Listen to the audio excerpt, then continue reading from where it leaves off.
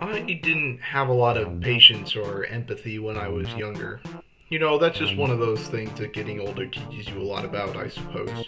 It doesn't help when the person you're trying to be empathetic for consistently tries to bother you when you're trying a new personal best in a video game speedrun. But what the hell are you talking about, Kai? Isn't this Undertale we're talking about? Well, yeah. I first played Undertale when I was a really callous preteen. The game was released when I was at the very young age of 12. Playing a video game full of emotions at an age where empathy is virtually non existent is a recipe for disaster. I wasn't really able to understand the emotions required to fully relate to the game, and that led to a lot of my enjoyment of the game being more related to the comedy. I didn't understand what a piece of media making me feel sad even really meant at that time, besides Final Fantasy VI making me cry. And I even mocked other people who cried from playing the game, and eventually, this disdain and lack of emotion in relation to Undertale led to me hating the game itself. This hatred manifested itself most in the character of Alphys, the scientist dinosaur lesbian nerd. I hated Alphys for a very long time. I thought she was annoying, and I hated how much time she wasted in Hotland on a speedrun. Undertale was the first game I speedran seriously. And by seriously, I meant I would do it casually, but damn it, I still cared. However, Alphys interrupts you in Hotland nearly every 5 steps for absolutely nothing. So, for a very long time, I only associate her with that. I only associate her with the fact that she could annoy me. Of course, COVID-19 came around and people were indoors, so social interaction was sparse for a long time. One of the ways my friends decided to keep in touch was by playing video games and streaming them for each other.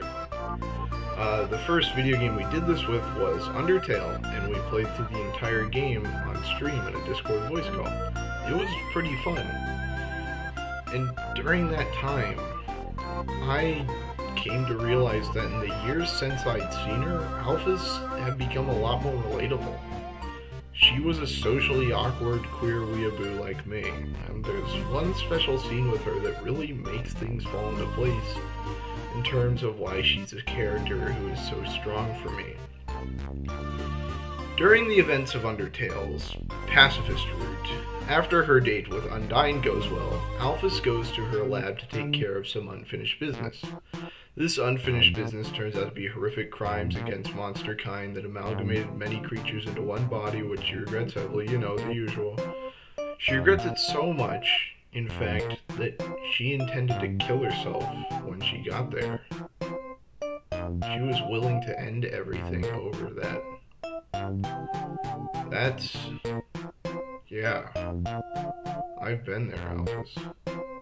And not only is it just because she thinks her friends won't forgive her, it's because she thinks her friends deserve better than her. These mistakes are dragging her down into an abyss, and I know exactly what that's like. Juxtapose that with the young Kai, the 12-year-old who hated Alphys because she got in the way of moving through the game quickly. And you'll understand why I sound so confused and yet so satisfied when I say the phrase, I like Alphys.